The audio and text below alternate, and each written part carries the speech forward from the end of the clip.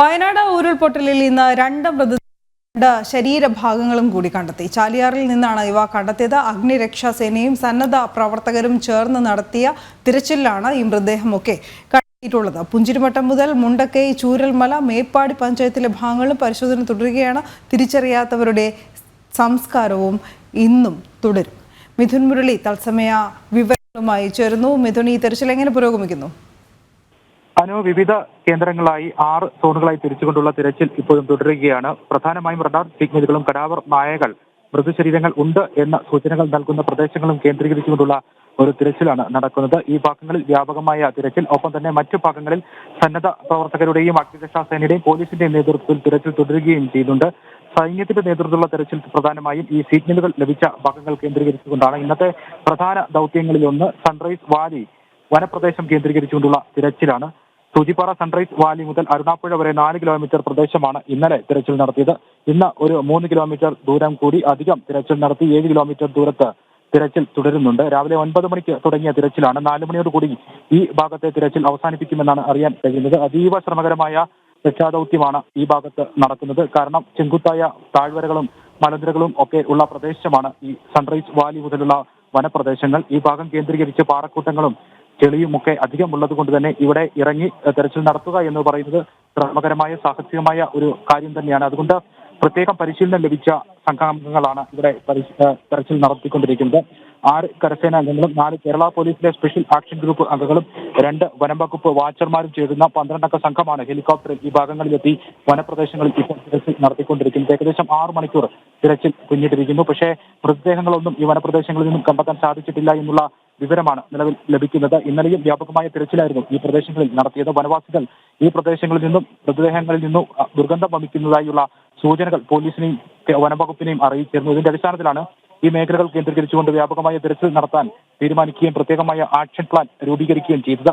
ഹെലികോപ്റ്ററിൽ റോന്ത് ചുറ്റിക്കൊണ്ടും മറ്റും മൃതദേഹ ഭാഗങ്ങൾ കണ്ടെത്താനുള്ള ശ്രമങ്ങൾ ഇന്നലെ വ്യാപകമായി നടത്തിയെങ്കിലും അത് പ്രത്യേകിച്ച് പ്രയോജനമൊന്നും ഉണ്ടാക്കിയില്ല. മൃതദേഹങ്ങളൊന്നും തന്നെ ലഭിച്ചിരുന്നില്ല. പിന്നീട് ഇന്ന് ഈ മൃതദേഹ ഭാഗങ്ങളിൽ നിന്നും ദുർഗന്ധം വമിച്ചു എന്ന് വനവാസികൾ അറിയിച്ച പ്രദേശങ്ങൾ കേന്ദ്രീകരിച്ചുകൊണ്ട് സാഹസികമായ ഒരു ദൗത്യം തന്നെയാണ് അവിടെ പുരോഗമിച്ചുകൊണ്ടിരിക്കുന്നത്. ഒപ്പം മുണ്ടക്കൈ, പുഞ്ചിരിവട്ടം, ചൂരൽമല മേഖലകളിൽ ഇന്നും തിരച്ചിലുണ്ട്. നേരത്തെ സൂചിപ്പിച്ചതുപോലെ റഡാർ സിഗ്നലുകളും ഒപ്പം കടാവർ നായകൾ സൂചനകൾ നൽകുന്ന പ്രദേശങ്ങളിൽ കേന്ദ്രീകരിച്ചുകൊണ്ട് ആഴത്തിൽ കുഴികൾ എടുത്തുകൊണ്ടുള്ള 35-40 അടി താഴ്ചയിൽ കുഴികൾ എടുത്തുള്ള ഒരു പരിശോധനയാണ് ഇപ്പോഴും പുരോഗമിച്ചുകൊണ്ടിരിക്കുന്നത്. മണ്ണിനടിയിൽ നിന്നും മൃതദേഹ ഭാഗങ്ങൾ ലഭിക്കാനുള്ള ഒരു സാധ്യത കണക്കിലെടുത്തുകൊണ്ടാണ് ഇങ്ങനെയുള്ള ഒരു പരിശോധന ഇപ്പോൾ തുടർന്നുകൊണ്ടിരിക്കുന്നത്. 2 മൃതദേഹങ്ങളാണ് ഇന്ന് ലഭിച്ചിരിക്കുന്നത്. ഒരു മൃതദേഹവും ഒരു മൃതദേഹ ഭാവവുമാണ് ഇന്ന് ലഭിച്ചിരിക്കുന്നത്. നിലമ്പൂർ ചാലിയാർ മുക്കിൽ നിന്നാണ് ഒരു മൃതദേഹം കണ്ടെത്തിയത്. അത് അഗ്നിരക്ഷാസേനയും സന്നദ്ധ പ്രവർത്തകരും ചേർന്ന് നടത്തിയ തിരച്ചിലാണ് നിലമ്പൂരിൽ നിന്നുള്ള മൃതദേഹം ലഭിച്ചത്. മറ്റൊന്ന് ഇവിടെ മുണ്ടക്കയിൽ തന്നെയുള്ള പരപ്പൻപാറയിൽ നിന്നാണ് ഒരു മൃതദേഹ ഭാഗം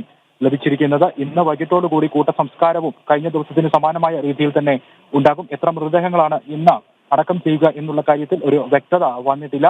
അല്പസമയത്തിനുള്ളിൽ തന്നെ അതിനുള്ള നടപടികൾ ഉണ്ടാകും. അതോടൊപ്പം തന്നെ ഇത്തരത്തിലുള്ള രക്ഷാദൌത്യങ്ങൾ ഒരു ഭാഗത്ത് പുരോഗമിക്കുമ്പോൾ തന്നെ അതിജീവനത്തിന്റെ അടുത്ത ഘട്ടത്തിലേക്കുള്ള നടപടികളുടെ ഭാഗമായി ഈ മേഖലയിൽ എത്രത്തോളം വ്യാപകമായ ദുരന്തമാണ് ഉണ്ടായിരിക്കുന്നത് എന്ന് കണക്കെടുക്കുന്നതിനായുള്ള നടപടികളും തുടങ്ങിയിട്ടുണ്ട്. റവന്യൂ, പൊതുമരാമത്ത് ഉദ്യോഗസ്ഥരുടെ നേതൃത്വത്തിലാണ് അത്തരത്തിലുള്ള നടപടികൾ ഇവിടെ ആരംഭിച്ചിരിക്കുന്നത്. റവന്യൂ, പൊതുമരാമത്ത് ഉദ്യോഗസ്ഥർ വിവിധ സംഘങ്ങളായി തിരിഞ്ഞുകൊണ്ട് ഇവിടെ എത്തി പരിശോധനകൾ നടക്കുന്നുണ്ട്. എത്ര വീടുകളാണ് ഭാഗികമായി തകർന്നിരിക്കുന്നത്, പൂർണ്ണമായി തകർന്നിരിക്കുന്ന വീടുകൾ എത്രയാണ് എന്നതൊക്കെ സംബന്ധിച്ചിട്ടുള്ള കണക്ക് വിവരങ്ങളാണ് എടുക്കുന്നത്. ഇതിന്റെ അടിസ്ഥാനത്തിലായിരിക്കും നാശനഷ്ടങ്ങൾ കണക്കാക്കുകയും ദുരന്തബാധിതർക്ക് സഹായധനങ്ങൾ നൽകുകയും ഒക്കെയുള്ള കാര്യങ്ങൾക്ക് വേണ്ടിയാണ് ഇത്തരത്തിലുള്ള നടപടികൾ പുരോഗമിക്കുന്നത്. അതോടൊപ്പം തന്നെ ദുരന്തത്തിൽ കാണാതായ 138 ആളുകളുടെ ഒരു പട്ടികയും പുറത്തുവിട്ടിട്ടുണ്ട്. ഈ ദുരന്തമുണ്ടായി അതിനുശേഷം ആദ്യമായാണ് കാണാതായ ആളുകളുടെ വിശദാംശങ്ങൾ രേഖപ്പെടുത്തിക്കൊണ്ടുള്ള ഒരു പട്ടിക പുറത്തു വരുന്നത്. ഇന്നലെ വയനാട്ടിൽ പ്രവർത്തിക്കുന്ന മന്ത്രിസഭ ഉപസമിതി അറിയിച്ചത് 154 ആളുകളെ കാണാനുണ്ട് എന്നാണ്.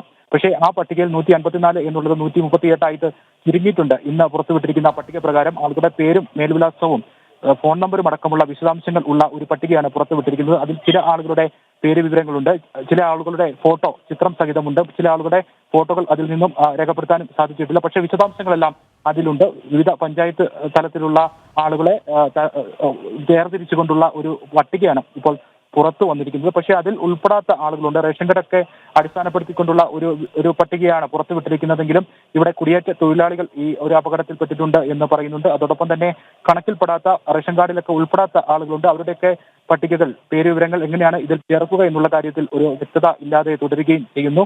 ഈ മേഖലകളിലെ പുനരധിവാസം അടക്കമുള്ള കാര്യങ്ങളിൽ, കുട്ടികളുടെ വിദ്യാഭ്യാസം അടക്കമുള്ള കാര്യങ്ങളിൽ കൃത്യമായ ആസൂത്രണത്തോടെയുള്ള നടപടികൾ തുടർന്നുണ്ടാകുമെന്നാണ് ഇന്ന് ചേർന്നിരിക്കുന്ന മന്ത്രിസഭയുടെ തീരുമാനമായും അറിയാൻ കഴിയുന്നത്. ഒപ്പം തന്നെ വയനാട്ടിൽ പ്രവർത്തിക്കുന്ന മന്ത്രിസഭ ഉപസമിതി ഇവിടെ തന്നെ തുടരാനും തീരുമാനിച്ചിട്ടുണ്ട്.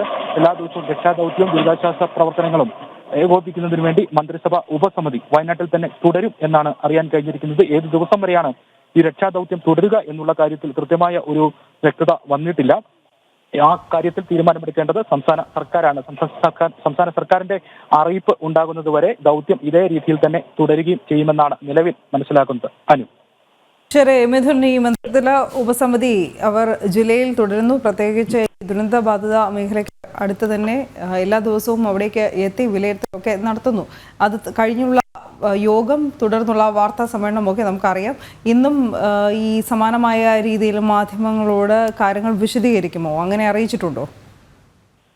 അനു, അങ്ങനെ തന്നെയാണ്. എല്ലാ ദിവസവും മന്ത്രിസഭ ഉപസമിതി യോഗം ചേർന്ന് അന്നു നടത്തുന്ന രക്ഷാദൌത്യവും അടുത്ത ദിവസങ്ങളിൽ നടത്തേണ്ട രക്ഷാദൌത്യത്തെ സംബന്ധിച്ചിട്ടുള്ള ആസൂത്രണവും ഇനി രക്ഷാദൌത്യത്തിന് വിലങ്ങുതടിയായി നിൽക്കുന്ന കാര്യങ്ങളും മറ്റുമെല്ലാം കൃത്യമായി അവലോകനം ചെയ്യുന്നുണ്ട് എന്നാണ് മനസ്സിലാക്കുന്നത്. അതുകൊണ്ട് തന്നെ ഇന്നും അത്തരത്തിൽ തന്നെ സമാനമായ രീതിയിൽ തന്നെ വാർത്താ സമ്മേളനവും അറിയിപ്പുകളും ഉണ്ടാകാനും സാധ്യതയുണ്ട്. അത് തുടരും. അതിന് മുൻപായിട്ട് തന്നെയായിരിക്കും ഈ കൂട്ട സംസ്കാരത്തിനുള്ള നടപടികൾ ഉണ്ടാവുക. പുത്തുമലയിലെ ശ്മശാന ഭൂമിയിൽ അതിനുള്ള കുഴിമാടങ്ങൾ ഒടുക്കുന്നതടക്കമുള്ള കാര്യങ്ങൾ പൂർത്തിയായിട്ടുണ്ട്. ഇനി അടുത്ത ഘട്ടത്തിൽ എത്ര മൃതദേഹങ്ങളാണ് അവിടേക്ക് എത്തിക്കുക, മൃതദേഹ ഭാഗങ്ങളാണ് അവിടേക്ക് എത്തിക്കുക എന്നുള്ള കാര്യത്തിൽ ഇപ്പോഴും അന്തിമമായ ഒരു വ്യക്തത വന്നിട്ടില്ല.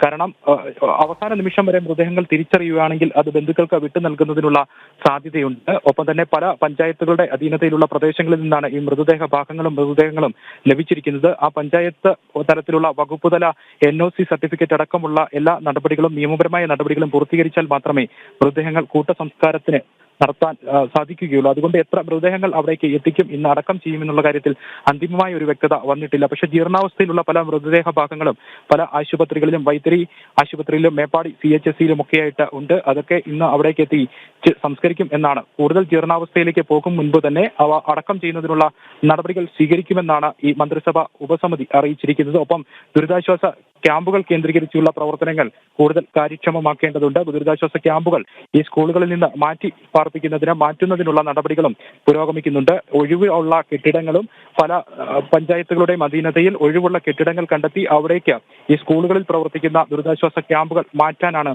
തീരുമാനമുള്ളത്. അതിന് അപ്പുറത്തേക്ക് ദുരിതാശ്വാസ ക്യാമ്പുകൾ മാറ്റി പുനരധിവാസത്തിന്റെ ഭാഗമായി വാടക വീടുകൾ അന്വേഷിച്ച് വാടക വീടുകളിലേക്ക് ആളുകളെ മാറ്റി പാർപ്പിക്കുന്നതിനുള്ള നടപടികളും ഉണ്ടാകുമെന്നും അറിയിച്ചിട്ടുണ്ട്. അത്തരം കാര്യങ്ങളും ത്വരിതപ്പെടുത്തുന്നുണ്ട്. ഇതിനെല്ലാം നേതൃത്വം നൽകുന്നത്, ഏകോപനം നൽകുന്നത് മന്ത്രിസഭ ഉപസമിതിയാണ്.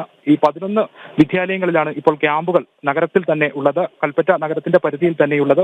ആ ക്യാമ്പുകളിൽ നിന്നെല്ലാം ആളുകളെ മറ്റൊരു കെട്ടിടങ്ങളിലേക്കൊക്കെ മാറ്റി പൊതുമരാമത്ത് വകുപ്പിന്റെയൊക്കെ ഉടമസ്ഥതയിലുള്ള മറ്റ് കെട്ടിടങ്ങളിലേക്കൊക്കെ മാറ്റി ഈ സ്കൂളുകൾ 20 ദിവസത്തിനുള്ളിൽ തന്നെ പൂർണ്ണമായും പ്രവർത്തനം ആരംഭിക്കുമെന്നാണ് നേരത്തെ അറിയിച്ചിട്ടുള്ളത്.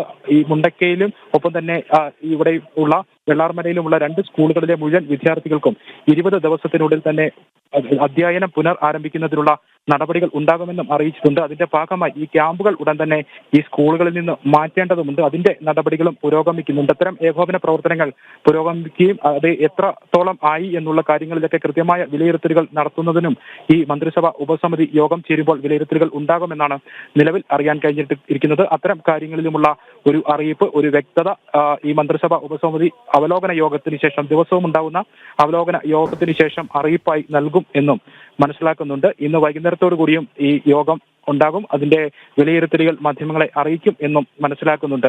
തിരച്ചിൽ പുരോഗമിക്കുകയാണ്. വിവിധ മേഖലകൾ കേന്ദ്രീകരിച്ച് നേരത്തെ സൂചിപ്പിച്ചതുപോലെയുള്ള തിരച്ചിൽ, റഡാർ സിഗ്നലുകളും കടാവർ നായകൾ സാന്നിധ്യം തിരിച്ചറിയുന്ന മേഖലകളും കേന്ദ്രീകരിച്ചുകൊണ്ട് ആഴത്തിലുള്ള കുഴികൾ എടുത്തുകൊണ്ടുള്ള തിരച്ചിലുമൊക്കെയാണ് നടക്കുന്നത്. സൂക്ഷ്മമായ പരിശോധനകളിലൂടെ സൂക്ഷ്മമായ വിലയിരുത്തലുകളിലൂടെയുള്ള തിരച്ചിലാണ്. പല മൃതദേഹങ്ങളും മണ്ണിന് അടിഭാഗത്ത് പൂണ്ടുകിടക്കുന്ന അവസ്ഥയിൽ ഉണ്ട് എന്നുള്ള വിലയിരുത്തലുണ്ട്. മുണ്ടക്കയിലും പുഞ്ചിരിവട്ടത്തും ഏതാണ്ട് മൃതദേഹങ്ങൾ ഇനി ലഭിക്കാൻ സാധ്യതയില്ല എന്നുള്ള വിലയിരുത്തലിലേക്കും എത്തിയിരിക്കുന്നു. ഇനി മൃതദേഹങ്ങൾ ലഭിക്കാൻ സാധ്യതയുള്ളത് ചാലിയാർ പുഴയിൽ നിന്നും ഒപ്പം തന്നെ ചൂരൽമല മേഖലയിൽ നിന്നുമാണ്. ഒപ്പം ചാലിയാർ പുഴയുടെ വിവിധ കൈവഴികളിൽ നിന്ന് മൃതദേഹം ലഭിക്കാനുള്ള സാധ്യത, നിലമ്പൂർ പോത്തുങ്കൽ വനമേഖലയിൽ നിന്ന് മൃതദേഹങ്ങൾ ലഭിക്കാനുള്ള സാധ്യത, ഒപ്പം ഇപ്പോൾ ദൗത്യം നടന്നുകൊണ്ടിരിക്കുന്ന സൺറൈസ് വാലിയിൽ നിന്നും സൺറൈസ് വാലിയിൽ നിന്നും മൃതദേഹങ്ങൾ ലഭിക്കാനുള്ള സാധ്യത, ഈ മേഖലകളിൽ നിന്നാണ് ഇനി കൂടുതലായി മൃതദേഹ ഭാഗങ്ങളും ലഭിക്കാനുള്ള സാധ്യതയുള്ളത്. അതുകൊണ്ടാണ് അവിടം കേന്ദ്രീകരിച്ചുകൊണ്ട് വളരെ വിശദമായിട്ടുള്ള സൂക്ഷ്മമായ പരിശോധനകൾ ഇപ്പോഴും തുടരുന്നത്. 4 മണിയോടുകൂടി സൺറൈസ് വാലിയിൽ നിന്നുള്ള ഒരു ദൗത്യം അവസാനിപ്പിക്കുമെന്ന് മനസ്സിലാക്കുന്നുണ്ട്. അനു.